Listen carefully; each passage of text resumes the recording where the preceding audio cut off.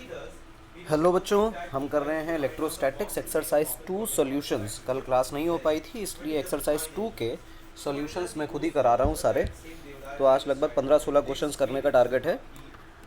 तो एक्सरसाइज 2 आप लोग देख लें। दो शीट्स हमने दी हैं और उन दो शीट्स में जो पहले शीट दी थी, शीट 1 जिसको मैं कह रहा हूँ, उसमें थ्योरी और एक्सरसाइज दोनों हैं। ये मैं बाद में कराऊंगा। बाद में शीट 2 दी है और इस शीट 2 में थ्योरी अलग है और एक्सरसाइज अलग है। मैं इस शीट 2 की एक्सरसाइज सॉल्व करवा रहा हूँ और इस शीट 2 की एक्सरसाइज 2 जो ब्रेन टीजर्स लिख के हमने दी हुई है, वो एक्सरसाइज हमें आज सॉल्व करनी है। ठीक है, चलो देखो। शीट का पहला क्वेश्चन देखें। शीट का पहला क्वेश्चन क्या कहा जा रहा है? कह रहा है a charge cork of mass m suspended bye a light string is placed in uniform electric field. ये इंपॉर्टेंट टर्म है, मैं कलर चेंज कर रहा हूँ ज़रा। ये इंपॉर्टेंट टर्म है यूनिफॉर्म इलेक्ट्रिक फील्ड। और यूनिफॉर्म इलेक्ट्रिक फील्ड है कितनी? ये आई कैप प्लस जे कैप 10⁵ न्यूटन पर कूलम्स। तो देखो भाई, इलेक्ट्रिक फील्ड की जो वैल्यू है that is 10⁵ I cap plus J cap, ठीक, न्यूटन पर कूलम्स। ये तो यूनिट है, खैर कोई बात नहीं। तो बेसिकली 10⁵ आई कैप प्लस 10⁵ जे कैप। आई कैप में भी इतनी है और जे कैप में भी इतनी है। तो मैं इस 10⁵ को कुछ ई नॉट बोल देता हूँ। ठीक है, ध्यान रखें। तो इसका मतलब ये हुआ कि जो मेरी इलेक्ट्रिक फील्ड गिवन है वो गिवन है E naught I cap plus E naught J cap. कोई परेशानी नहीं है, चाहो तो इसको ई नॉट लिख के करो चाहे ना करो। और कुछ इस तरह से ये सिस्टम दे रखा है और कह रहा है कि ये अल्फ़ा पता करो, जहाँ पे टेंशन की वैल्यू पहले से गिवन है 2mg/1 + √3। ठीक है, कोई दिक्कत नहीं है। सबसे पहले तो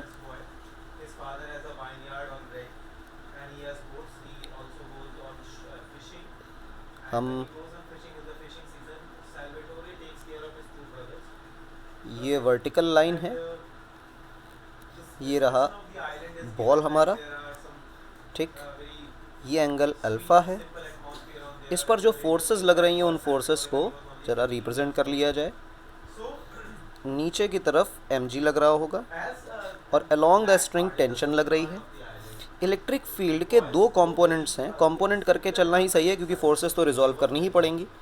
तो एक इलेक्ट्रिक फील्ड ऐसे लग रही है और इसको हम कह सकते हैं Q × ई नॉट, और वो ई नॉट 10⁵ न्यूटन पर कूलम है, ठीक। और ऊपर की तरफ Q × ई नॉट फोर्स लग रही है, ठीक है ना। क्योंकि जो इलेक्ट्रिक फील्ड है आप देखें, मैंने पहले ही लिखा है E naught I cap plus E naught J cap, ये है। तो आई कैप जे कैप हमने पहले ही कर लिया। अब यहाँ पर अगर ये एंगल अल्फ़ा गिवन है तो फिर ये भी एंगल अल्फ़ा ही होगा और मैं ऊपर की तरफ ही t cos अल्फ़ा लिख सकता हूँ और अंदर की तरफ इधर t sin अल्फ़ा लिख सकता हूँ, ठीक। और अब यहाँ पे स्टोरी ये है कि दुनिया बैलेंस्ड है और सब कुछ सही है, इक्विलिब्रियम की कंडीशन है। सवाल में दिया हुआ है कि हमारा जो पेंडुलम है ये इक्विलिब्रियम की कंडीशन पे आ चुका है। आपके सामने कुछ लिखा हुआ है तो गौर से देखो, ये वाई एक्सिस है और ये एक्स एक्सिस है। मैं अगर इक्विलिब्रियम है तो एक्स और वाई दोनों एक्सिस की जो फोर्सेस होंगी वो बैलेंस्ड होंगी और उनकी ही चर्चा हमें करनी है। तो एक काम करो, सिर्फ एक्स एक्सिस की पहले चर्चा कर लो। एक्स एक्सिस को देखो गौर से। एक्स एक्सिस कह रहा है कि t sin अल्फ़ा और क्यू ई नॉट आपस में बराबर होंगे। t sin alpha is equal to Q E naught. और वाई एक्सिस की चर्चा करो। वाई एक्सिस का डिस्कशन ये है कि Q E naught plus T cos alpha is equal to M G. ऊपर वाली फोर्स बराबर नीचे वाली फोर्स। अब आप गौर से देखिए, तो क्यू ई नॉट की वैल्यू आप पहली इक्वेशन से दूसरी इक्वेशन में पुट कर सकते हैं, ठीक। तो put this Q E not here और फिर आपकी इक्वेशन सॉल्व होने के लिए तैयार हो जाएगी। तो देखो भाई क्या है, हम लिख सकते हैं क्यू ई नॉट की जगह टी साइन अल्फ़ा, ठीक, और फिर क्या लिखा हुआ है, T cos alpha is equal to M G, ठीक है। अब देखो टी को कॉमन लिया जा सकता है, अंदर लिखा हुआ है sine alpha plus cos alpha that is equal to M G. अब टेंशन की एक वैल्यू दे रखी थी सवाल में, उसको भी देख लेते हैं। टेंशन जो दे रखा है वो tension in the string is 2mg upon 1 plus root 3, ये वैल्यू दी हुई है टेंशन की, ठीक। तो यहाँ पे लिख लेते हैं 2mg upon 1 plus root 3 is the tension. फिर यहाँ पे लिखते हैं sine alpha plus cos alpha, और ये वैल्यू किसकी है, mg की। mg और mg कैंसिल हो जाएगा, ठीक है। और sign alpha plus cos alpha की जो वैल्यू है वो 1 प्लस रूट 3 पूरे के नीचे 2, क्रॉस मल्टीप्लिकेशन कर दिया और कुछ नहीं, ठीक है। ये स्क्वायरिंग बोथ साइड्स, दोनों तरफ स्क्वायर करो, ठीक, दोनों तरफ स्क्वायर कर दीजिए। स्क्वायर करने पर आपको क्या मिलेगा वो देखिए। स्क्वायर करेंगे तो आप लिखेंगे sign alpha plus cos alpha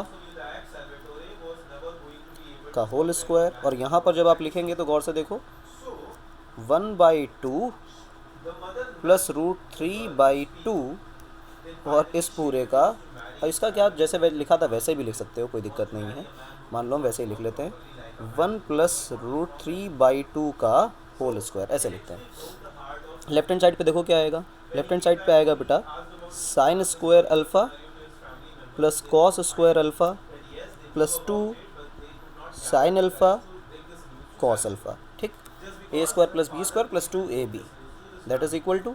अब इसको देखो, नीचे तो पूरे में 4 आ जाएगा और ऊपर क्या आएगा 1 का स्क्वायर प्लस रूट 3 का square that is 3 plus 2 into 1 into root 3, A square plus B square plus 2ab। अब गौर से देखो तो ये जो हिस्सा है ये 3 and 1 4 बन गया, ठीक है। तो इसको और ठीक से लिखना चाहो तो ऐसे लिख सकते हो कि 4 प्लस 2 रूट 3 बाई 4,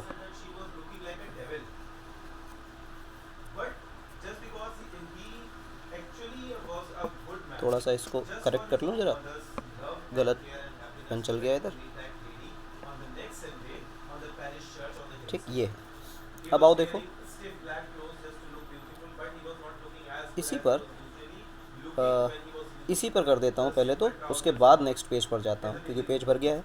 गौर से देखो ये जो लिखा हुआ है sign square alpha plus cos square alpha, ये वैल्यू 1 बन जाएगी, और ये 2 साइन अल्फ़ा कॉस अल्फ़ा जो लिखा हुआ है ये साइन 2 अल्फ़ा बन जाएगा, ठीक। और इसमें तो आप देखो हमारे पास जो भी लिखा था वो क्या था, जो भी मेरे पास अवेलेबल था वो ये था कि 1 plus sine 2 alpha and that was equal to 4 plus 2 root 3 divided by 4। मैं 4 इन दोनों के नीचे ले जाता हूँ तो 4/4 प्लस 2 रूट 3/4, ठीक। ये वैल्यू बेटा बन गई 1 और ये वैल्यू बन गई रूट 3/2, और यहाँ लिखा हुआ है 1 प्लस साइन 2 अल्फ़ा। गौर से देखो ये 1 माइनस हो गए, तो साइन 2 अल्फ़ा की जो वैल्यू है वो है रूट 3/2, ठीक। अब 2 अल्फ़ा की वैल्यू रूट 3/2 है, यानी कि 2 अल्फ़ा की 2 वैल्यूज़ हो सकती हैं। कौन कौन सी 2 वैल्यूज़ हो सकती हैं, एक तो 60 डिग्री पर रूट 3/2 आंसर होता है, और एक 120 डिग्री पर भी साइन थीटा की वैल्यू रूट 3/2 होती है। तो इसका मतलब ये हुआ कि इस आंसर से अल्फ़ा की वैल्यू 30 निकल कर आएगी और इस आंसर से अल्फ़ा की वैल्यू 60 निकल कर आएगी, ठीक। मेरा आंसर है अल्फ़ा की वैल्यू या तो 30 है या तो 60 है।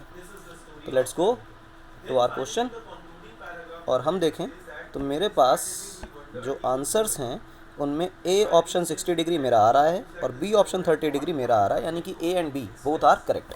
तो मल्टीपल करेक्ट टाइप क्वेश्चन था ये, और इसमें 2 आंसर्स करेक्ट हैं। ध्यान रखना कि इस पूरी सेकंड शीट में, शीट के सेकंड एक्सरसाइज में कुछ ऐसे क्वेश्चन है जिनका एक ही आंसर करेक्ट है और कुछ ऐसे क्वेश्चन है जिनके एक से ज़्यादा करेक्ट हो सकते हैं। ठीक, मल्टीपल करेक्ट टाइप है, लेकिन ज़रूरी नहीं कि सबके मल्टीपल करेक्ट हों।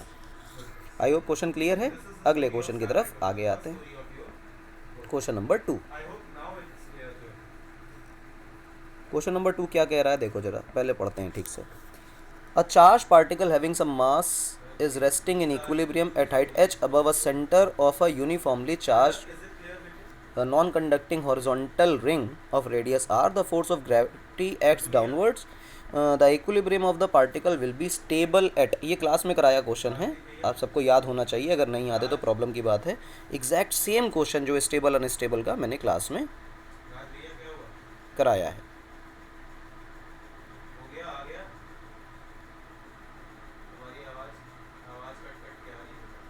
ये मान लो हमारी रिंग है, ठीक, और ये इसका सेंटर है।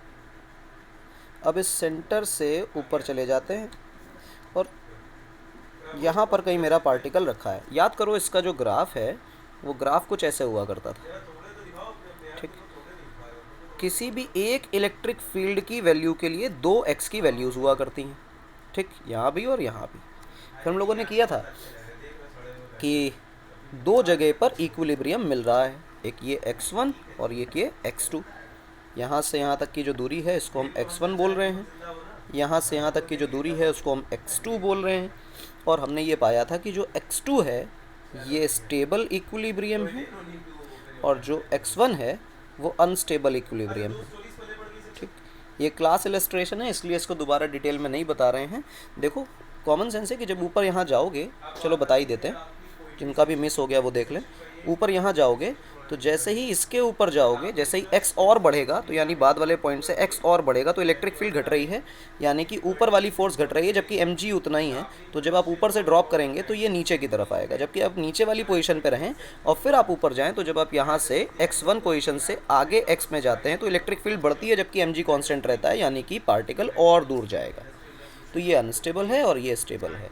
तो h ग्रेटर देन r/√2 पर, हाँ, h ग्रेटर देन r/√2 पर मैक्सिमा वाले पॉइंट के आगे मुझे स्टेबल इक्विलिब्रियम मिल रहा है, ठीक।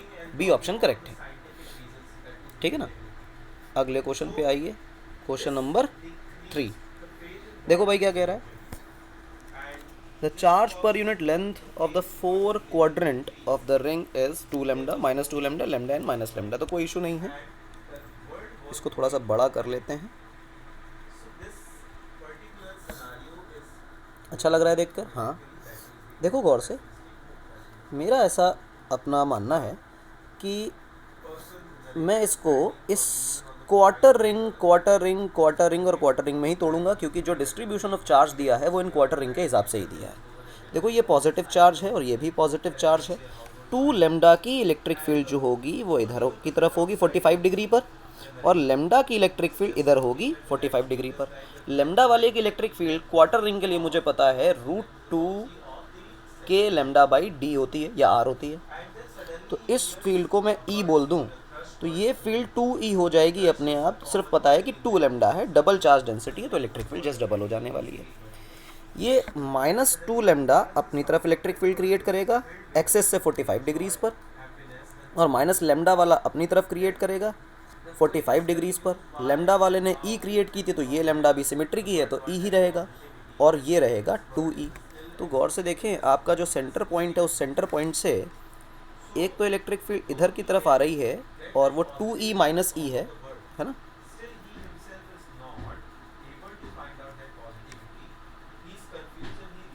इधर की तरफ E बच रहा है, दिस E कैंसल्स आउट, और फिर इधर की तरफ एक और E बचेगा।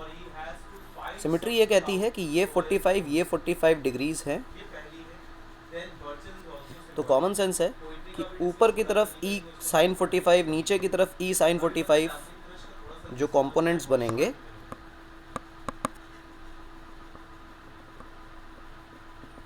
ये कैंसिल आउट हो जाएंगे और दोनों के इधर कंपोनेंट होंगे वो ऐड अप हो जाएंगे, यानी 2E cos 45। तो 2e cos 45 is the answer. अब खेल बचा है सिर्फ 2e cos 45 निकालने का कि 2e cos 45 कैसे आएगा। तो e net is nothing but 2e cos 45, 2 रहा, ठीक है। और e की वैल्यू जो होती है वो होती है √2। e का मतलब क्वार्टर रिंग की वजह से इलेक्ट्रिक फील्ड। ध्यान रखना कि जो e माना है हमने वो e ये मान रखा है कि हमारे इस लेमडा चार्ज डेंसिटी ने के क्वार्टर रिंग ने कितनी इलेक्ट्रिक फील्ड क्रिएट की। तो लेमडा चार्ज डेंसिटी वाले ने अगर ई क्रिएट की है तो लेमडा चार्ज डेंसिटी के लिए इलेक्ट्रिक फील्ड की जो वैल्यू है उसकी वैल्यू होती है √2 के लेमडा बाई आर, और cos 45 इज़ 1/√2। इसको आप काट दीजिए तो आपके पास यहाँ √2 बचेगा, ये √2 और ये √2 मिलके 2 बन जाएंगे, ठीक है ना। 2 के लेमडा बाई आर, और शायद के को खोलना पड़ेगा क्योंकि आंसर मैच नहीं कर रहा है। तो 1/4πε0 लेमडा बाई आर, 2 से 2 कैंसिल तो बचा 2। तो मेरा आंसर आया लेमडा बाय 2πε0 आर। ये मेरी वैल्यू है। लेकिन सोचने वाली बात है, जो मेरी इलेक्ट्रिक फील्ड है उसको अगर आप देखो तो इलेक्ट्रिक फील्ड आ रही है लेफ़्ट हैंड साइड में, देखो यहाँ पर, और इन्होंने पॉजिटिव x ये बोला हुआ है और पॉजिटिव y ये बोला हुआ है। तो बेसिकली जो मेरी इलेक्ट्रिक फील्ड है वो नेगेटिव x में है। तो नेगेटिव x का मतलब ये हुआ कि मुझे यहाँ लिखना चाहिए -i कैप। तो देखो तो पहला ऑप्शन जो है वो करेक्ट दिखाई देता है, -i कैप, ठीक है। अब ये इलेक्ट्रिक फील्ड याद होनी चाहिए, अगर फॉर्मूला नहीं आता तो फिर तो बड़ी परेशानी की बात है।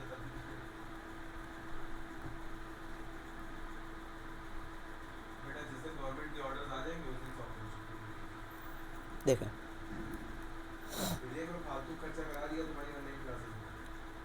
Figure shows a non conducting ring which has positive and negative charges non uniformly distributed. पता नहीं कैसे डिस्ट्रीब्यूटेड है, कुछ जानकारी नहीं है। Such that the total charge is 0। This is most important thing. जैसे पोटेंशियल पे कमेंट आएगा तो हम टोटल चार्ज की ही चर्चा करेंगे। Total charge is 0। Which of the following statement is true? The potential at all points on the axis will be 0। एकदम perfect बात बोली है कि आप देखो,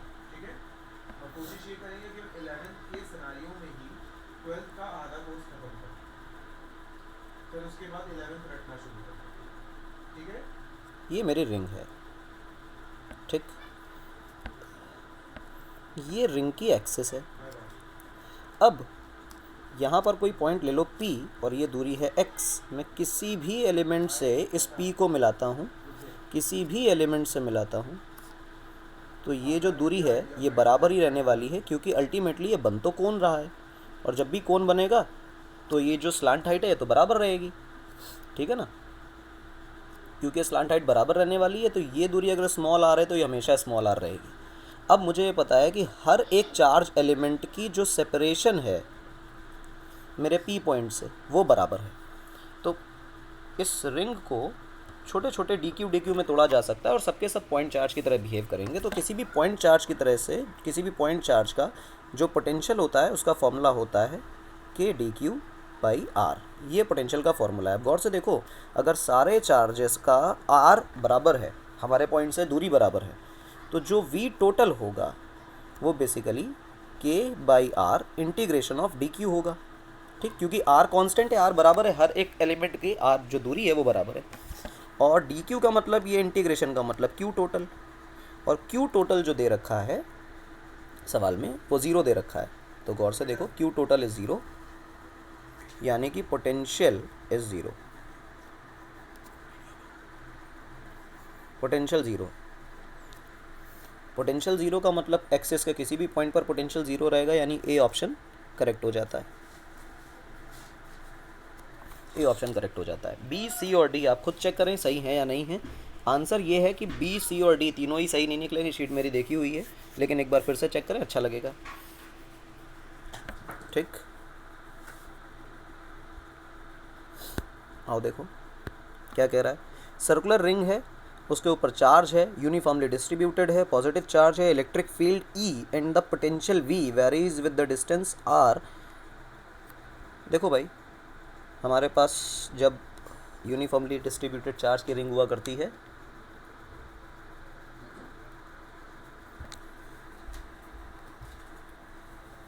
उसका जो ग्राफ होता है इलेक्ट्रिक फील्ड का वो ऐसे बनता है। इलेक्ट्रिक फील्ड और आर का ग्राफ ऐसे बनता है। तो ये ग्राफ जो है ये सेकंड वाला ही मैच कर रहा है। ठीक, इनमें से कोई भी पोटेंशियल का ग्राफ नहीं बना है, सारे ग्राफ गलत हैं, बी ऑप्शन करेक्ट है। ठीक है, फॉर्मूला अगर किसी को याद है, फॉर्मूला नहीं याद है तो मैं रिकॉल करा दूं कि इलेक्ट्रिक फील्ड का जो फॉर्मूला है that is K Q X by R square plus X square की पावर 3/2, और यहाँ पे ये आर दिया हुआ है, उसी को मैंने यहाँ एक्स लिखा हुआ है। ठीक है, और ग्राफ ऐसे बनता है जिसका मैक्सिमा जो है वो r/√2 पर आता है।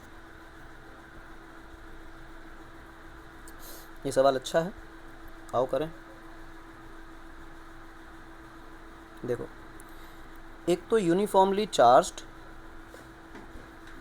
क्वार्टर नहीं, हाफ रिंग है। ठीक, ये हॉरिजॉन्टल प्लेन में रखी है, और एक ये इन्फानाइट वायर है। इन्फानाइट वायर पे चार्ज डेंसिटी लेमडा है और इस रिंग पर चार्ज क्यू है। इसका लेमडा दिया नहीं है तो हमें बनाना पड़ेगा, कोई बात नहीं। रेडियस उसकी आर है, सेंटर से पास हो रहा है, प्लेन के परपेंडिकुलर है ये वायर। कह रहा है कि कितनी फोर्स रिंग पर लगेगी इस रॉड की वजह से। तो आओ भाई कर लेते हैं इसको। एक काम करो, थोड़ा सा ऊपर से देखो। ऊपर से देखने पे कैसा दिखाई देगा वो देखो। ऊपर से देखने पर ऐसा लगेगा कि वायर जो है वो ऐसे जा रहा है प्लेन के अंदर, परपेंडिकुलर इनवर्ड।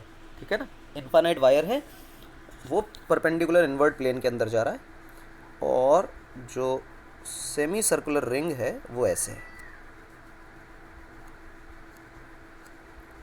ये चार्जेस है।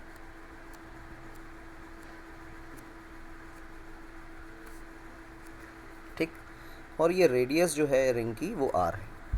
ठीक है ना, इस पर जो टोटल चार्ज है वो क्यू है, इस पर जो चार्ज है वो लेमडा है, और इसका अगर हम लेमडा प्राइम निकालने की कोशिश करें तो total charge upon total length, और टोटल लेंथ जो है वो पाई आर है, क्योंकि आधी रिंग है। टोटल रिंग का सरकमफेरेंस 2πr, आधी रिंग का पाई आर। ठीक, ये हो गया भाई। अब जो फोर्स लग रही होगी वो कैसी होगी, तो हम यहाँ से थोड़ा सा इसको और पतला कर लें, यहाँ से किसी थीटा एंगल पर उठ जाएं और डी थीटा का एक एलिमेंट लें।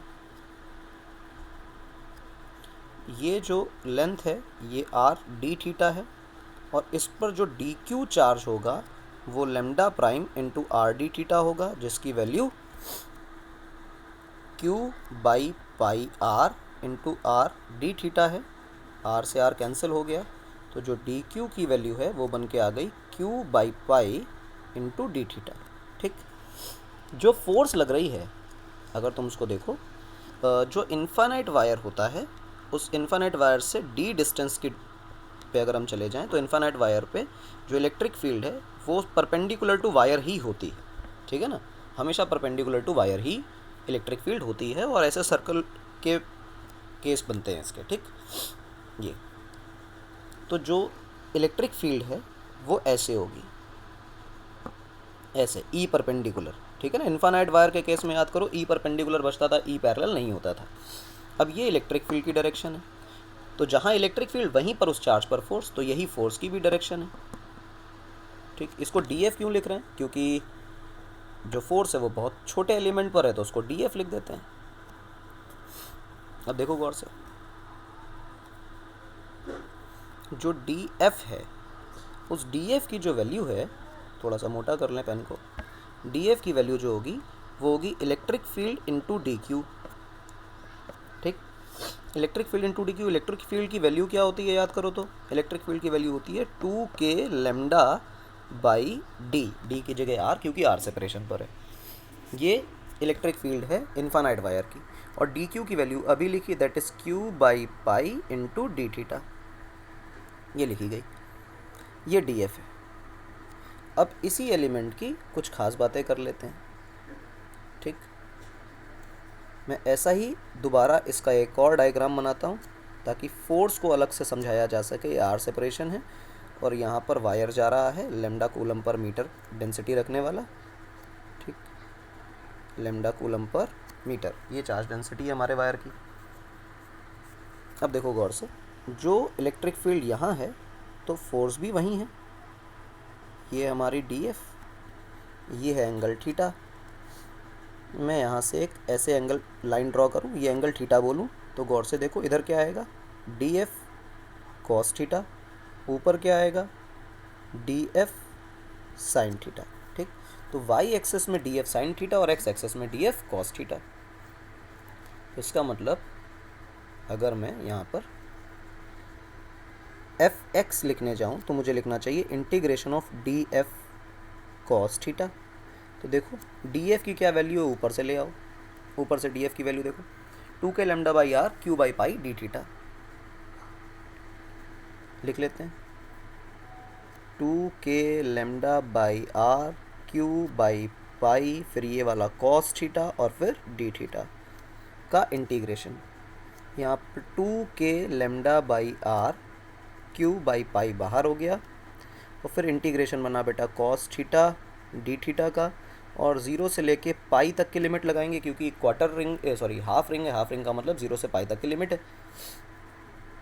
ये देखो 2k lambda by are Q by pi, cos theta का इंटीग्रेशन हुआ बेटा साइन थीटा, और लिमिट 0 टू पाई है, साइन पाई पे भी 0 है, साइन 0 पे भी 0 है, मतलब टोटल 0 है। और सारा का सारा जो एफ वाई में होना है वो भी सिमिलर ही होगा, तो मैं एफ वाई लिख देता हूँ, ठीक।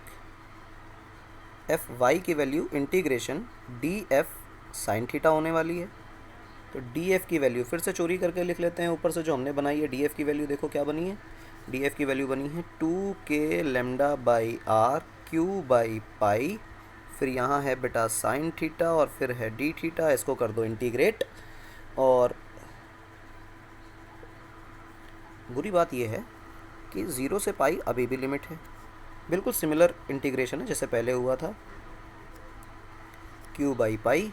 साइन थीटा का इंटीग्रेशन होता है बेटा कॉस थीटा, और कॉस थीटा को जैसे ही माइनस कॉस थीटा होता है साइन थीटा का इंटीग्रेशन, माइनस को हटाएंगे तो लिमिट को पलट सकते हैं, लिमिट को पलट दिया 2k lambda by are Q by pi, और कॉस 0 माइनस कॉस पाई, ठीक। कॉस 0 की वैल्यू जो है वो 1 है, कॉस पाई की वैल्यू -1 है, तो 2k lambda q by r into pi, cos 0 की वैल्यू 1, कॉस पाई की वैल्यू -1, तो ये +1 हो गया, ये बन गया बेटा आपका 2। अब देखो गौर से, 2 को 2 रहने दो, और ये वाला 2 मल्टीप्लिकेशन में इधर लिख दिया, k की वैल्यू खोल के लिख दे 1/4 पाई एप्सिलॉन नॉट, लैम्डा ऊपर q ऊपर r इधर और पाई भी इधर, 4 ने 4 को कैंसिल किया, देखो क्या बचा, lambda into q by pi square epsilon not r, ये एफ वाई है, जे कैप में मेरी फोर्स आ रही है, ये है टोटल फोर्स। तो निकालो भाई कहाँ है फोर्स, जे कैप में आने वाली lambda q by pi square epsilon not r, ये ऑप्शन देखो बी वाला करेक्ट दिखाई दे रहा है, ठीक है, B option correct. I hope clear होगा सवाल ये, थोड़ा सा इलेक्ट्रिक फील्ड का फोर्स का, ऐसे बहुत सारे सवाल हम लोगों ने क्लास में किए हैं, तो डोंट थिंक ये कोई डिफ़िकल्ट क्वेश्चन है। ये एक और रामलाल बिल्कुल लल्लू क्वेश्चन टाइप है, बड़ा कर लेते हैं। Which of the following is true for the figure showing electric field lines of force, E electric field है, वी पोटेंशियल है, वट एवर बी। गौर से देखो, ए पॉइंट और बी पॉइंट की चर्चा करवा रहा है। ए पॉइंट पर इलेक्ट्रिक फील्ड लाइंस पास पास हैं और बी पर इलेक्ट्रिक फील्ड लाइन दूर दूर हैं, यानी ए की इलेक्ट्रिक फील्ड बी से स्ट्रॉन्ग होगी, ए तो पक्का करेक्ट है। उसके बाद ये तो गलत हो गया, अब पोटेंशियल पे कमेंट करना है। गौर से सोचो, ये सारी इलेक्ट्रिक फील्ड लाइन जा कहाँ रही हैं, इस पॉइंट को मर्ज होने वाली हैं इस पॉइंट पर, यानी कि ए जो है वो इस मर्जिंग वाले पॉइंट के ज़्यादा पास में है। इलेक्ट्रिक फील्ड लाइन मर्ज कहाँ होती हैं, नेगेटिव चार्ज पर। अच्छा, जहाँ चली जाएंगी, जहाँ मर्ज हो जाएंगी नेगेटिव चार्ज पे मर्ज हो जाएंगी, तो इसका मतलब जितना ज़्यादा नेगेटिव चार्ज उतना कम potential.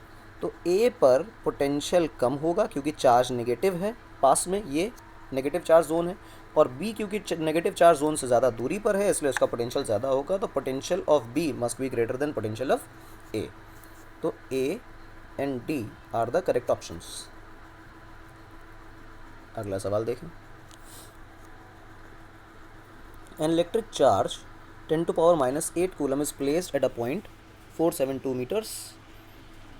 At a point 132 meters, the electric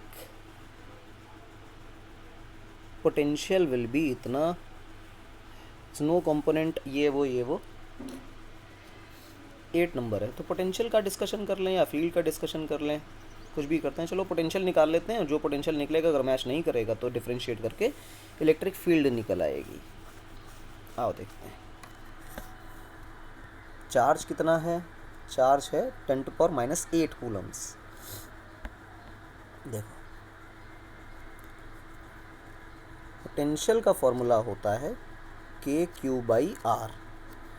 के रहा 9 इंटू 10⁻⁹, क्यू की वैल्यू 10⁻⁻8 कूलम्स, ठीक, अपॉन आर की जो वैल्यू है वो डिस्टेंस फार्मूला से निकालनी चाहिए। अब देखो ये x2 y2 z2 हैं, ये x1 y1 और z1 हैं, ठीक।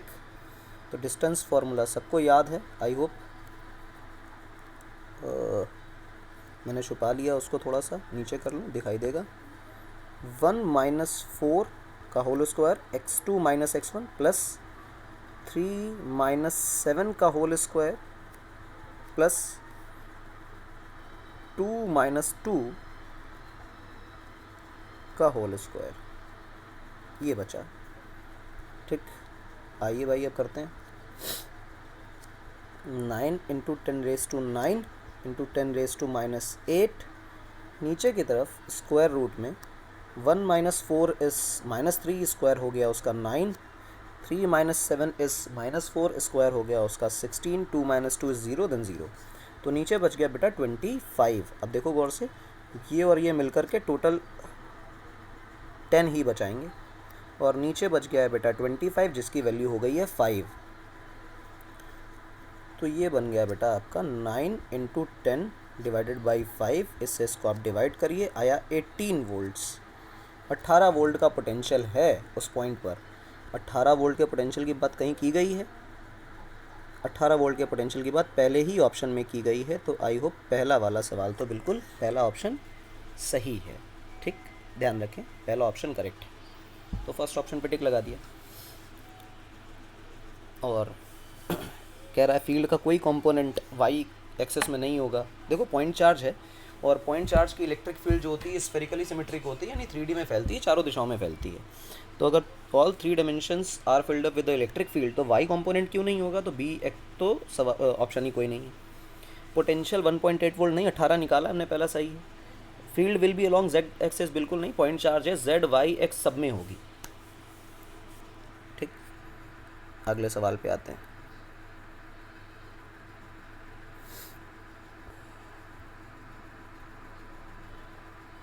खड़ा कर लेते हैं इसको, फिर पढ़ते हैं।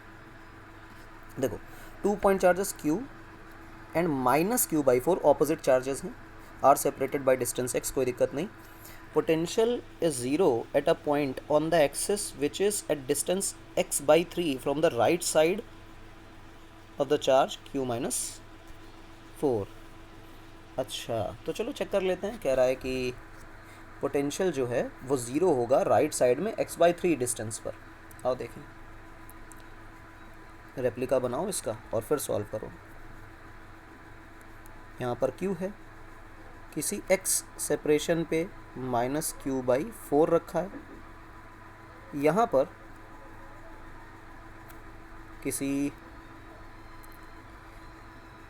a डिस्टेंस पर पोटेंशियल निकालना है। तो इस जगह पर पोटेंशियल दो कारणों से होगा, एक इसकी वजह से और एक इसकी वजह से। तो इसका पोटेंशियल लिखते हैं V/Q बराबर, हम लिखेंगे KQ/x + a, ठीक। और इसकी वजह से पोटेंशियल लिखेंगे v due to q by 4, वो भी माइनस वाला, that is q minus q by 4 के q बाई r की जगह a लिखेंगे। जब इन दोनों को जोड़ देने पर ज़ीरो आ जाएगा तभी पोटेंशियल ज़ीरो होगा।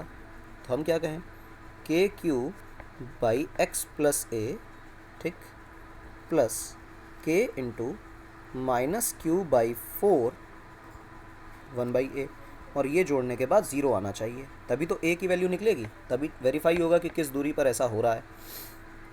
देखो के क्यू कॉमन लेके तो भेजा जा सकता है ज़ीरो की तरफ, तो ज़ीरो की तरफ चला गया वो, तो यहाँ बचा 1 by X plus A minus 1 by 4a बराबर ज़ीरो, यानी कि 1 बाई एक्स प्लस ए बराबर 1 बाई 4a, यानी कि 4a की जो वैल्यू है वो x प्लस ए के बराबर है, यानी कि 3a की वैल्यू x के बराबर है, यानी a की वैल्यू x बाई 3 के बराबर है। बिल्कुल सही बात है, पोटेंशियल ज़ीरो होने के लिए राइट साइड में x बाई 3 डिस्टेंस तो चलना ही पड़ेगा, तो ए ऑप्शन तो करेक्ट हो गया। अब बी को वेरीफाई करो। Potential is zero at point on the axis which is a distance x by 5 on the left side of charge minus Q by 4। Minus Q by 4 से left side में x by 5 distance जाने पर potential zero हो जाता है। तो चलो वो भी वेरीफाई कर लेते हैं।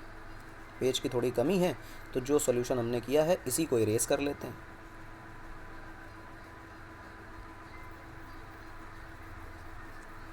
x बाई 5 डिस्टेंस बोलिए, पहले इरेज कर लें फिर सवाल लगाते हैं। इसको थोड़ा सा स्किप कर लेना, 10 सेकंड का केस है।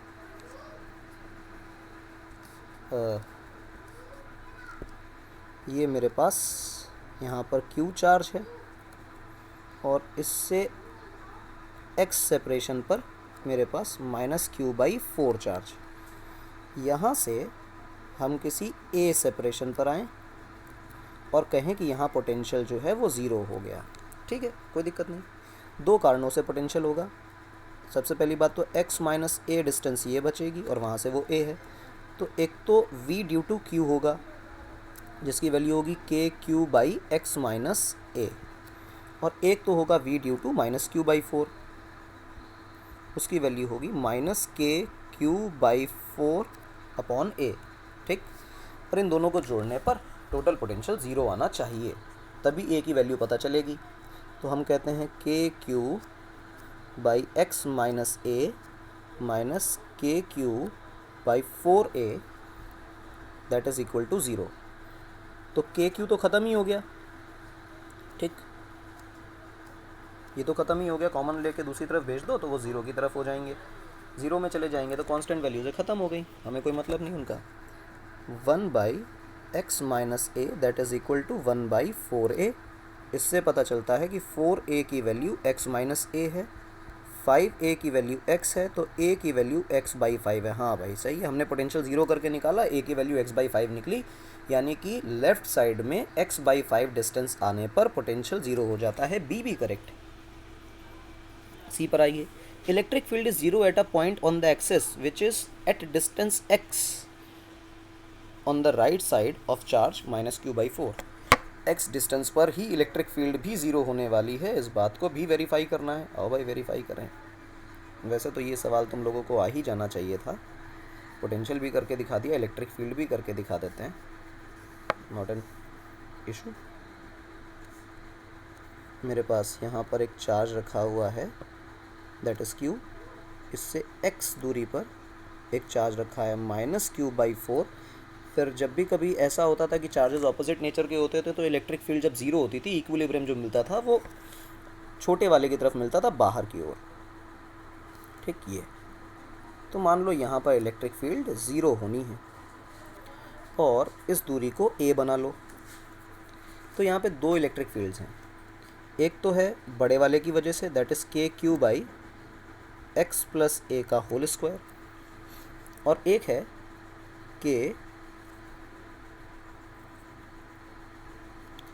Q by 4 by A square. तो दोनों इलेक्ट्रिक फील्ड ऑपोजिट डायरेक्शन में जब तक बराबर नहीं हो जाती तब तक इलेक्ट्रिक फील्ड ज़ीरो नहीं होंगी तो इनको काट देते हैं। तो 4a² की वैल्यू बन गई x प्लस ए का होल स्क्वायर, 2a की वैल्यू बन गई x प्लस ए की वैल्यू बन गई x, यानी a बराबर x पर इलेक्ट्रिक फील्ड शून्य हो जानी है। बिल्कुल सही जवाब, तीसरा ऑप्शन भी करेक्ट है।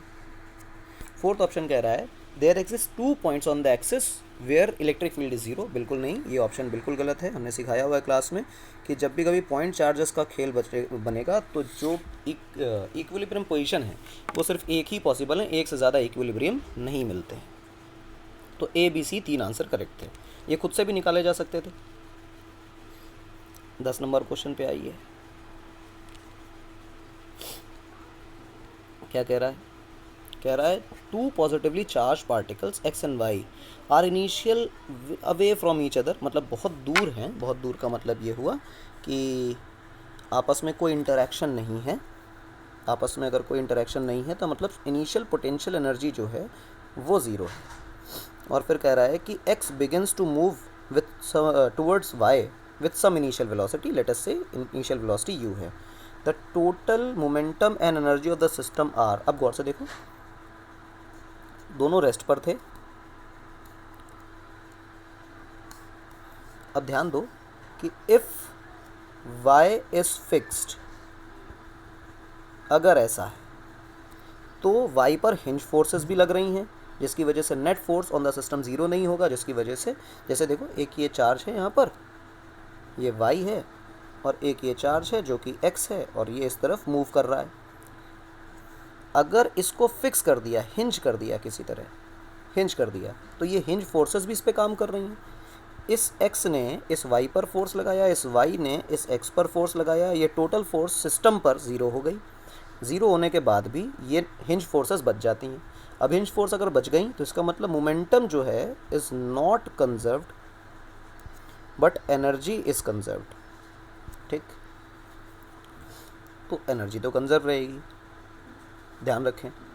ठीक है ना, अगला सवाल देख लें।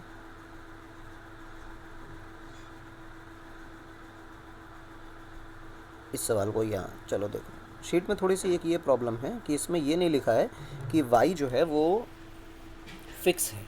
ठीक, तो सवाल का जो शीट में आंसर लिखा हुआ है वो ये मानकर लिखा है कि हाँ y फिक्स है। अगर y फिक्स है तो एनर्जी कंजर्व है लेकिन मोमेंटम कंजर्व नहीं है, तो ये ऑप्शन में ही दे दिया है। तो ठीक है, कोई बात नहीं, यही है बस, एनर्जी कंजर्व है, मोमेंटम नहीं है। आंसर आ गया। आइए भाई, बड़ा कर लें इसको। 2 particles x and y of equal mass with unequal positive charge, charge से कोई फ़र्क नहीं पड़ता, म्यूचुअल इंटरेक्शन हमेशा एक्शन रिएक्शन पेयर में होता है, तो फोर्सेस तो बराबर लगेंगी, कोई दिक्कत नहीं, चार्ज बराबर हो ना हो कोई फ़र्क नहीं पड़ता। Initially far away from each other, मतलब इन्फिनिटी पे है, पोटेंशियल एनर्जी ज़ीरो है, y रेस्ट पर है, x मूव करने लग जाता है विथ इनिशियल वेलोसिटी u। ठीक, after a long time finally क्या होगा? आफ्टर अ लॉन्ग टाइम, सुनो भैया क्या कहानी है यहाँ पर। अब इसमें फिक्स नहीं बताया गया है y को, तो x जो है वो मूव कर रहा है u वेलोसिटी से। अभी ये इन्फिनिटी पे, फिर ये पास आएगा, एक पिक्चर ऐसी होगी कि ये दोनों एक दूसरे के बहुत पास होंगे और फिर ये भागने लग जाएंगे। गौर से आप देखें तो ये पक्का आपको दिखेगा कि जो y है इस पर आगे की तरफ फोर्स लग रही है और जो x है इस पर पीछे की तरफ फोर्स लग रही है, तो इसकी वेलोसिटी गिर रही होगी और इसकी वेलोसिटी बढ़ रही होगी। बढ़ते बढ़ते एक वक्त ऐसा आएगा कि इसकी वेलोसिटी बढ़ते बढ़ते कुछ v हो जाएगी और इसकी वेलोसिटी घटते घटते कुछ v हो जाएगी और दोनों की वेलोसिटी बराबर हो जाएगी। और इस बराबर वेलोसिटी होने के केस में जो बीच का सेपरेशन है वो मिनिमम होगा। ऐसा क्वेश्चन भी हमने किया और मिनिमम निकालने वाला। इसके बाद ऐसा वक्त आएगा कि जो y है इसकी वेलोसिटी बढ़ती चली जाएगी, क्योंकि आगे ही फोर्स लग रही है, तो y की वेलोसिटी इंक्रीज़ होती चली जाएगी और x की वेलोसिटी, क्योंकि इस पर फोर्स पीछे की तरफ लग रही है, तो वेलोसिटी डिक्रीज़ होती चली जाएगी।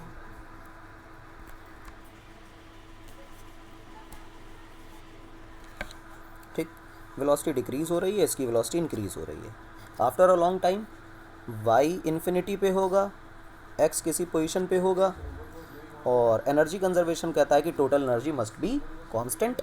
इसकी मैक्सिमम कितनी बढ़ सकती है काइनेटिक एनर्जी, उतनी ही काइनेटिक एनर्जी हो सकती है जितनी पहले वाले की थी।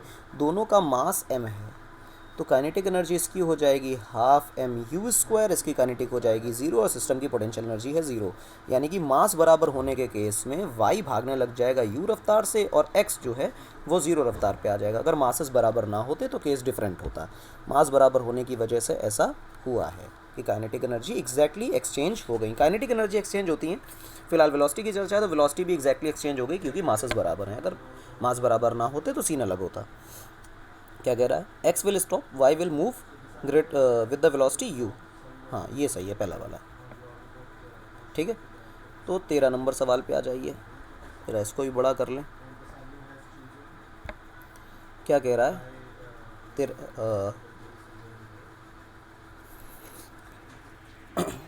12 नंबर सवाल देखो। यानी uniform electric field potential is 10 volt at the origin of the coordinates, 8 volt at each point. x में एक जाने पर पोटेंशियल 8 है, y में एक जाने पर भी पोटेंशियल 8 है और z में भी जाने पर पोटेंशियल 8 है। और इलेक्ट्रिक फील्ड कांस्टेंट दे रखी है। तो अगर हम x में 1 मीटर चलते हैं तो 2 वोल्ट का डिक्रीज आता है। y में भी जब 1 मीटर चलते हैं तो 2 वोल्ट का डिक्रीमेंट आता है। और z में भी जब 1 मीटर चलते हैं तो 2 वोल्ट का डिक्रीमेंट आता है। ओरिजिन पर पोटेंशियल 10 वोल्ट है। 0,0,0 पर जो पोटेंशियल है उसकी वैल्यू 10 वोल्ट्स है। फिर ये तुमसे कामना कर रहा है कि 1,1,1 पे पोटेंशियल बताओ। देखो 1,1,1 पे जाने के लिए x में तुम्हें 1 मीटर चलना पड़ेगा, यानी 2 वोल्ट की कमी आएगी। y में भी तुम्हें 1 मीटर चलना पड़ेगा, फिर से 2 वोल्ट की कमी आएगी। z में भी तुम्हें 1 मीटर चलना पड़ेगा, यानी फिर से 2 वोल्ट की कमी आएगी। यानी टोटल पोटेंशियल डिक्रीज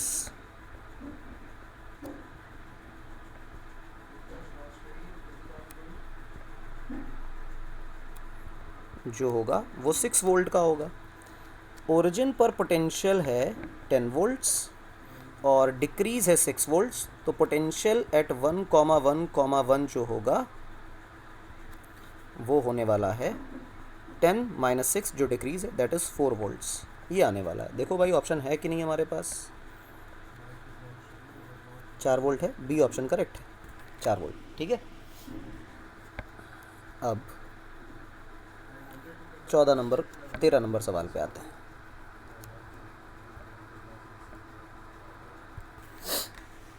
आसान है।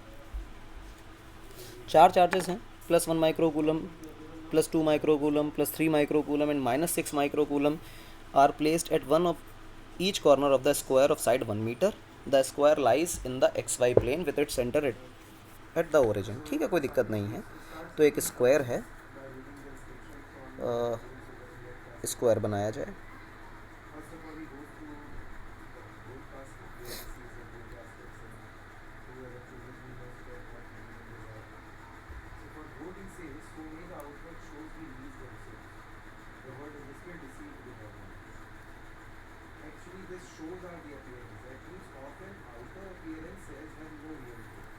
ठीक, ये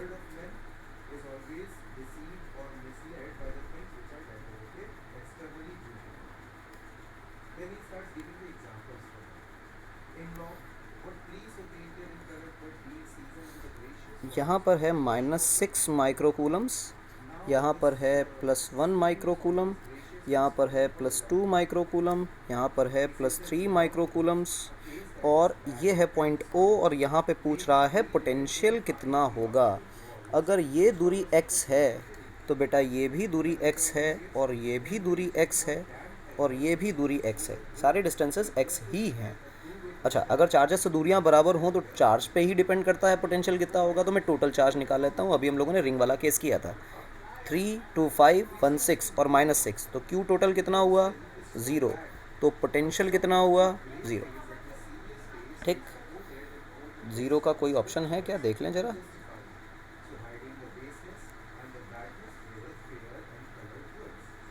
तेरा नंबर सवाल क्या कह रहा है, the electric potential is 0 at the origin. बिल्कुल परफेक्ट बात है। उसके बाद the electric potential is zero everywhere along the X axis, nonsense बात है। The electric potential is zero everywhere along the Z axis for any orientation of the square in X Y plane. आइए भाई देखो गौर से, तो तुमको एक चीज़ की फीलिंग यहाँ पे आने वाली है कि ये तुम्हारी एक्स एक्सिस है, ये तुम्हारी वाई एक्सिस है, और परपेंडिकुलर टू द प्लेन ये जेड एक्सिस है। तुम इसको इस तरह भी एज्यूम कर सकते हो कि ये एक रिंग के किसी किसी जगह पर चार्जेस रखे हैं, ठीक, और रिंग की रेडियस ये एक्स है, ठीक, और पूरे में चार्ज ना होकर किसी किसी पॉइंट पर टोटल चार्ज जो है वो ज़ीरो है। अब आप गौर से देखो, ये जो z एक्सिस है ये बेसिकली इस रिंग के लिए एक्सिस का काम कर रही है, एक्सिस ऑफ रिंग का काम कर रही है। अभी हम लोगों ने देखा था अगर टोटल चार्ज ज़ीरो हो रिंग पर तो उसकी एक्सिस के किसी भी पॉइंट पर पोटेंशियल ज़ीरो ही रहता है। ये पीछे हम लोग क्वेश्चन भी करके आए अभी, अब आज ही किया। तो z एक्सिस पर किसी भी तरह से रिंग को कैसे भी, स्क्वायर को कैसा भी घुमा दें, कुछ भी कर दें, कोई फ़र्क नहीं पड़ता, z एक्सिस पर जो पोटेंशियल है वो ज़ीरो ही रहने वाला है। इसका मतलब जो सी ऑप्शन है वो भी करेक्ट है। तो सी ऑप्शन पे भी टिक लगा लीजिए, the C option is also correct. The electric potential is not zero along the Z axis except the origin, नहीं नॉनसेंस बात है, पोटेंशियल जीरो ही है, अभी प्रूफ किया, तो डी तो गलत है। 15 नंबर क्वेश्चन पे आ जाते हैं, बड़ा करें थोड़ा इसको, 14 नंबर करते हैं ना पहले, हाँ 14 है। 14 पे आओ। Potential at A point is 3 volt and at B point is 7 volt. An electron is moving towards A from B. ठीक है, कोई दिक्कत नहीं, A की तरफ B से आ रहा है। It must have some kinetic energy. It need not have any kinetic energy. To reach A, it must have more than or equal to इतनी kinetic energy. ठीक, when it will reach A, it will have kinetic energy more than 4 electron volt if it was released from rest at B. ठीक, तो देखो भाई 2 points हैं, इसको तो prove करना पड़ेगा एनर्जी कंजर्वेशन से, बड़ा आसान सवाल है। एक पॉइंट है ये ए, एक पॉइंट है ये बी, ठीक, यहाँ पर पोटेंशियल जो है वो 3 वोल्ट है, यहाँ पर पोटेंशियल 7 वोल्ट है, और फिर कह रहा है कि एक इलेक्ट्रॉन को यहाँ से भेजा जाता है। इलेक्ट्रॉन जो है वो नेगेटिव चार्ज है, नेगेटिव चार्ज हायर पोटेंशियल से लोअर पोटेंशियल की तरफ जाता है, और पॉजिटिव चार्ज जो पॉजिटिव चार्ज है वो हायर पोटेंशियल से लोअर पोटेंशियल की तरफ जाता है, और जो नेगेटिव चार्ज होता है वो लोअर से हायर जाता है। अब नेगेटिव चार्ज है और लोअर से हायर जाना है, ये चाहता है नेगेटिव चार्ज जो है वो अपने आप लोअर से हायर पोटेंशियल पे जाता है, और पॉजिटिव चार्ज हायर से लोअर पोटेंशियल पे आता है। कन्वेंशन है, बिल्कुल फैक्ट बात है, हम लोग क्लास में डिस्कस कर चुके हैं। अब ये मेरा नेगेटिव चार्ज है, इसको 7 वोल्ट से 3 वोल्ट में जाना है, यानी हायर से लोअर में जाना है। अगर ये पॉजिटिव ई होता तो ये खुशी खुशी चला जाता, हमें कुछ भी नहीं करना पड़ता, ये इत्मीनान से खुद चला जाता। पर क्योंकि अगर इसको 3 पे छोड़ते तो 7 पे आसानी से आ जाता, पर 7 से 3 पे अपने आप नहीं जाएगा, you have to project it with some velocity, कोई काइनेटिक एनर्जी देनी पड़ेगी तब जा करके ये ए पर पहुंचेगा, अपने आप नहीं जाएगा। तो पहली चीज़ तो ये, it must have some kinetic energy at B to reach A, kinetic energy दिए बिना अपने आप दौड़ के जाने वाला नहीं है। अच्छा, दूसरी बात कि it need not have any kinetic energy, nonsense बात है, बिना धक्का दिए तो जाएगा ही नहीं, क्योंकि नेगेटिव चार्ज है, लोअर टू हायर जाता है वो। तीसरा क्या कह रहा है कि इतनी काइनेटिक एनर्जी होनी चाहिए, ठीक है, चेक कर लेते हैं कितनी काइनेटिक एनर्जी होनी चाहिए। डी क्या कह रहा है, when it will reach at A it will have more than इतनी kinetic energy if it was released at rest from rest at B. B पे भैया रेस्ट से रिलीज़ करोगे तो ये ए पे जाएगा क्यों, क्योंकि निगेटिव चार्ज है, तो और हायर पे जाने की कोशिश करेगा, साथ के पीछे भागेगा, कहेगा इसके पीछे और हायर पोटेंशियल होगा, वहाँ जाएंगे। लोअर पे क्यों जाएगा, लोअर से हायर जाता है, ये हायर से लोअर नहीं जाता है। तो डी ऑप्शन भी एक नॉनसेंस ऑप्शन है, तो डी ऑप्शन भी नॉनसेंस हो गया। बचा सी ऑप्शन, जिसको हमें वेरीफाई करना है कि हाँ भाई 4 इलेक्ट्रॉन वोल्ट की काइनेटिक एनर्जी चाहिए या नहीं चाहिए। आओ देखो, इस सवाल को सॉल्व करने के लिए सिंपल एनर्जी कंजर्वेशन का इस्तेमाल करते हैं। शुरुआत में इलेक्ट्रॉन कहाँ है, इलेक्ट्रॉन है 7 वोल्ट पर, अंत में उसको कहाँ पहुँचना है 3 वोल्ट पर। तो इनिशियली हम मान लेते हैं कि कुछ काइनेटिक एनर्जी दी गई, ठीक, के काइनेटिक एनर्जी दी गई, इस तरफ भगाया गया, इस तरफ भगाया गया। तो हमने कहा इनिशियल काइनेटिक एनर्जी इसकी के थी और इसकी जो पोटेंशियल एनर्जी है वो -7e है, ठीक, वोल्ट इंटू चार्ज, ठीक, potential into charge is potential energy, ये इनिशियल एनर्जी फाइनल एनर्जी के बराबर होना चाहिए। एटलीस्ट एनर्जी की बात करें तो एटलीस्ट तो वो एनर्जी होगी जो कि इसको जस्ट ए पर भेज पाए, इसके आगे ना भेज पाए, यानी कि मिनिमम एनर्जी के लिए फाइनली इलेक्ट्रॉन को रुक जाना है और -3e उसकी फाइनल पोटेंशियल एनर्जी हो जाएगी। आसान है। के की वैल्यू देखें भाई, इसको आप इधर ले जाइए तो लिखेंगे 7e - 3e और ये बन जाएगा बेटा आपका 4e, और इसको हम लिख सकते हैं 4 इलेक्ट्रॉन वोल्ट, क्योंकि ये सारा जो आ रहा है ये तो जूल में आ रहा है, वोल्ट इंटू कूलम, उसको इलेक्ट्रॉन का चार्ज हटा के इलेक्ट्रॉन वोल्ट में कन्वर्ट कर सकते हैं। यानी काइनेटिक एनर्जी मिनिमम अगर चाहिए तो 4 इलेक्ट्रॉन वोल्ट की चाहिए ही चाहिए। तो लो भैया 4 वोल्ट की मिनिमम, अरे कलर भैया डार्क वाला, तो सी ऑप्शन 4 इलेक्ट्रॉन वोल्ट की, it must have more than इतनी काइनेटिक एनर्जी, बिल्कुल सही है। तो ऑप्शन सी इज करेक्ट। तो A and C are the answers, A and C, ठीक। 15 नंबर सवाल देखें।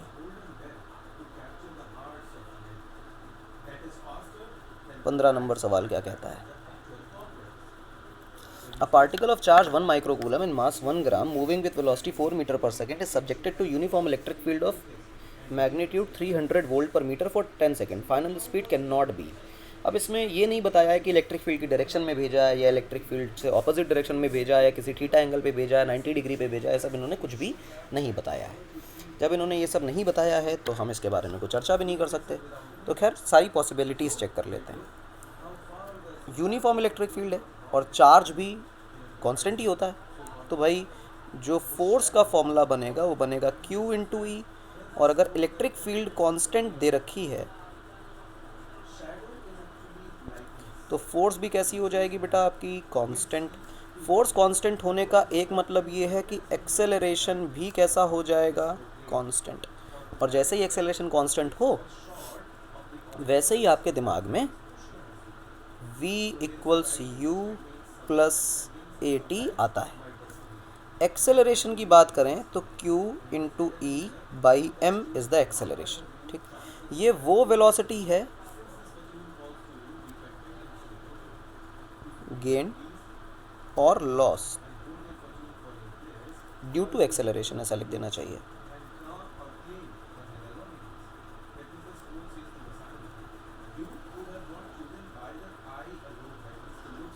ड्यू टू एक्सेलरेशन, ठीक।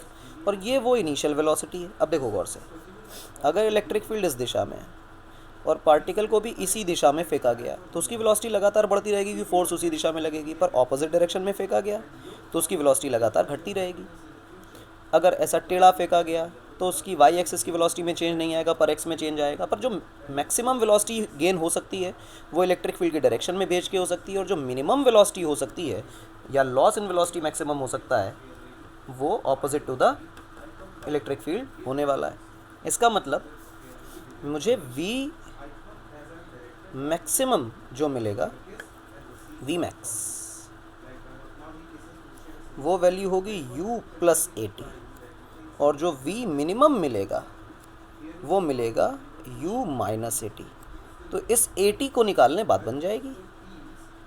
एक्सेलरेशन मैं लिख ही चुका हूँ ऊपर, QE/m। मैं इसको इरेज कर देता हूँ यहाँ से, ज़रा QE/m दोबारा लिखते हैं, QE/m × T। ये वो टर्म है जिसको हम AT लिख रहे हैं ना, एक ही साथ निकालें, दोनों में पुट कर देंगे। चार्ज जो है वो 1 माइक्रोकूलम का है, 10⁻⁻6 कूलम्स हो गया। इलेक्ट्रिक फील्ड 300 वोल्ट्स पर मीटर की है, 300 हो गया, डिवाइडेड बाय मास जो है 1 ग्राम है यानी 10⁻³ और कितनी देर के लिए है वो 10 सेकेंड्स के लिए। अब गौर से देखें कि 10⁻³ 10⁻6 तो बचा बेटा 10⁻3, 10⁻³ और 10⁻+3, तो ये ख़त्म हो गया पूरा, तो बचा सिर्फ 3, यानी इस AT की वैल्यू आ रही है 3। बहुत बढ़िया। और इनिशियल वेलोसिटी दे रखी है 4, तो V मैक्स जो निकल के आएगा वो निकल के आएगा 4 + 3, और v मिनिमम जो निकल के आएगा वो निकल के आएगा 4-3। ये हो गया 7 मीटर पर सेकेंड और ये हो गया 1 मीटर पर सेकेंड, यानी कि 1 मीटर पर सेकेंड से लेके 7 मीटर पर सेकेंड की सारी वैल्यूज़ पॉसिबल हैं, क्योंकि हम सिर्फ along the electric field and opposite to the electric field ही प्रोजेक्ट नहीं कर सकते, इसके बीच के सारे एंगल्स आर पॉसिबल। तो 1 से लेके 7 तक की ऑल वैल्यूज़ आर पॉसिबल, लेकिन 1 के बियॉन्ड नहीं और 7 के बियॉन्ड नहीं। तो चेक कर लेते हैं 1 और 7 के बियॉन्ड कोई वैल्यूज़ दी हैं क्या। 4 हो सकता है, 3 हो सकता है, 6 हो सकता है, ये 0.5 ही नहीं हो सकता। और आंसर जो गलत है वही हमारा आंसर है, क्योंकि पूछ रहा कौन सी स्पीड नहीं हो सकती, तो 0.5 मीटर पर सेकेंड नहीं हो सकती। आइए अगले सवाल पे।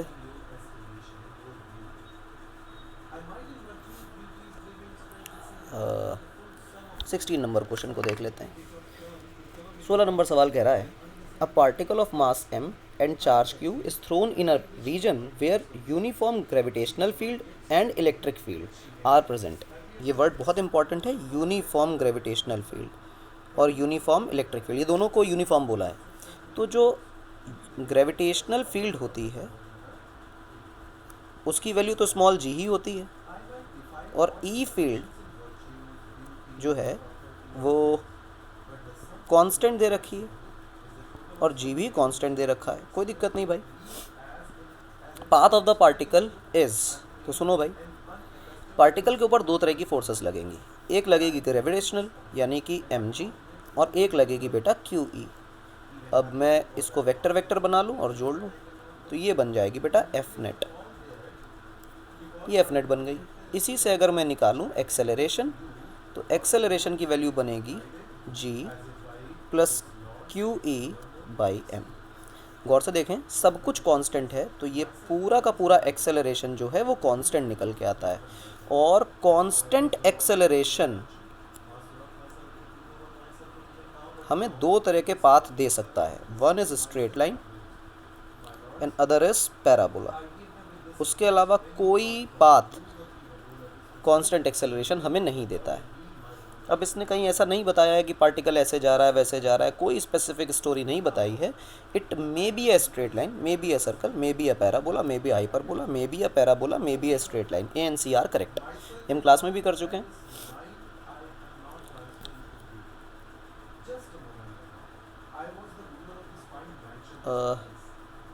इस सवाल को मेरा करने का इच्छा नहीं है, क्योंकि 1 घंटे का वीडियो हो चुका है और इससे बड़ा वीडियो बनाने की बिल्कुल इच्छा नहीं है, टाइम काफ़ी हो रहा है।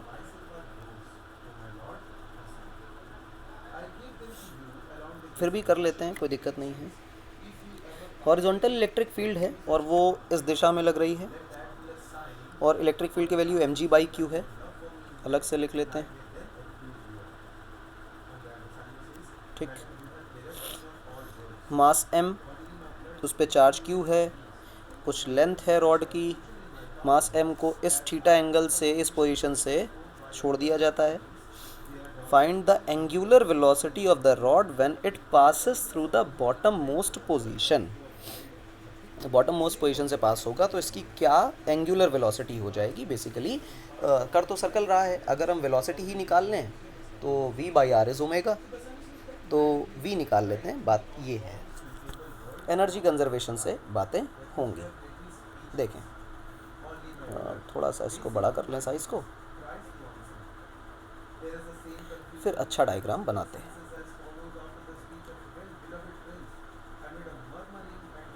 देखो भाई,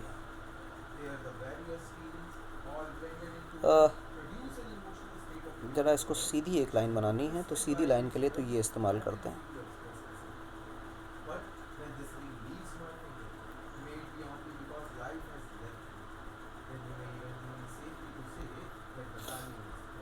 ये और थीटा एंगल पर थोड़ा सा इसको और छोटा कर लें। m मास charge q, angle theta, electric field इस डायरेक्शन में है जो E है और ये कांस्टेंट भी है, ठीक है। और E की जो वैल्यू है वो mg/q है। बहुत अच्छी बात। इस पर जो फोर्सेस लग रही हैं इनके बारे में थोड़ा सा डिस्कशन करो। तो नीचे लग रहा है बेटा आपका mg, ऊपर लग रही है टेंशन, और इधर की तरफ जो लग रही है वो लग रही है क्यू ई। ठीक, मैं यहाँ तक ही रहना चाहता हूँ। जब यहाँ से गुजर रहा होगा पार्टिकल, उस वक्त लेटस से उसकी वेलोसिटी हो जाएगी v, और अभी जो वेलोसिटी है वो 0 है क्योंकि रेस्ट से इसको ड्रॉप किया गया है। अब यहाँ पर वर्क एनर्जी थ्योरम अप्लाई की जा सकती है। गौर से देखो, तो अगर मैं इस दूरी को देखूँ, length of the string is l, let's say it is l, तो फिर ये दूरी कितनी है?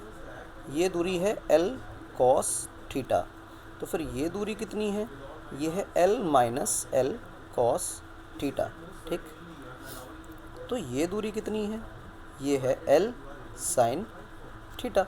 सिंपल। ठीक, अब आ गया। अब देखो क्या सीन बनता है। अब ऐसा है कि इस पॉइंट को A बोलते हैं, इस पॉइंट को B बोलते हैं, और कहें कि एनर्जी कंजर्वेशन लगाते हैं। इनिशियली काइनेटिक एनर्जी 0 है पॉइंट A पर, क्योंकि ऐसे ही छोड़ा गया। इसी जगह पर ग्रेविटेशनल पोटेंशियल एनर्जी को हम 0 मान लेते हैं। ठीक, और या फिर एनर्जी कंजर्वेशन ना लगा के वर्क एनर्जी थ्योरम लगाते हैं, है ना, वो ज़्यादा बेनिफिशियल होगा, आसानी से आंसर निकालेगा। मैं वर्क एनर्जी थ्योरम की बात करता हूँ। Work energy theorem, work done by all the forces must be equal to change in kinetic energy. तो हम क्या काम करें?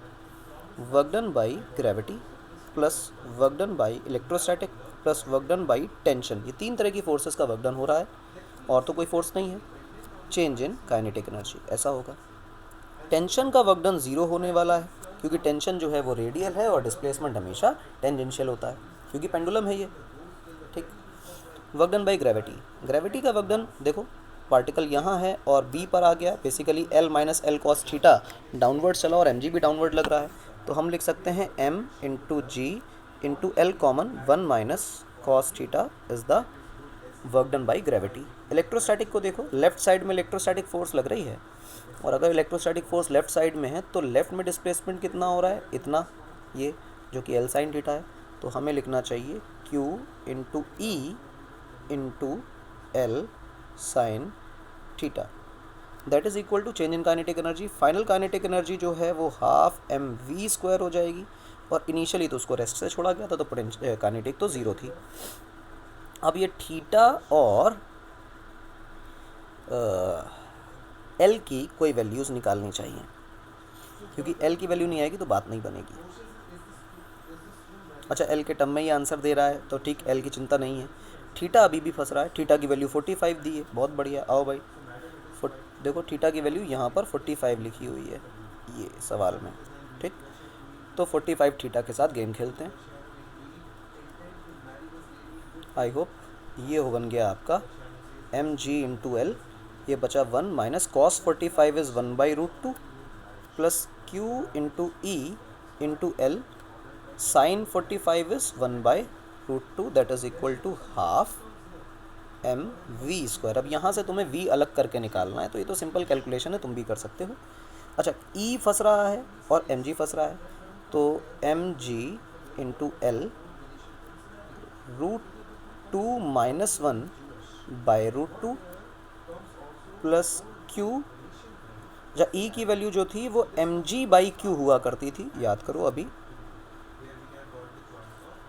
देखो मैंने लिख दिया था e की वैल्यू mg/q है, तो इसी पे आ जाते हैं। mg/L/q बराबर हाफ mv²। अब देखो गौर से, q से q कैंसिल हो गया, तो mgL/√2 ये दोनों टर्म से कॉमन आ सकता है, तो ऊपर बचेगा बेटा √2 माइनस 1 प्लस mgL/√2 सारा ही चला गया, तो यहाँ बचा बेटा +1 बराबर हाफ mv²। अब देखो m से m ये सीधा सीधा कैंसिल हो जाएगा, 1 से 1 कैंसिल हो जाएगा, तो बचेगा बेटा आपका √2, और फिर ये बचा g इंटू L/√2, और ऊपर क्या है इंटू √2, अब 1/2 v²। अब देखो गौर से, √2 से √2 चला जाएगा,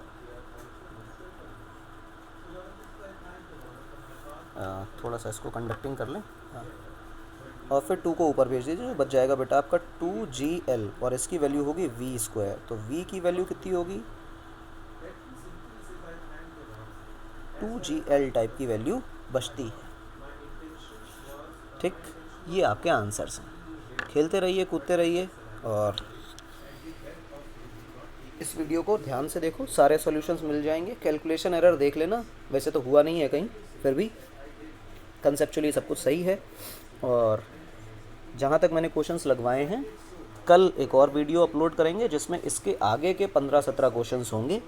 15 क्वेश्चंस के आसपास का वीडियो रहेगा। मान लो कि इसके आगे भी जो सोल्यूशन है वो मिलेंगे, तो शीट मैं इस तरह सारी सॉल्व करवाऊँगा। इसको आज के आज देख कर ख़त्म कर लेना, ठीक है। कल मिलते हैं। Thank you.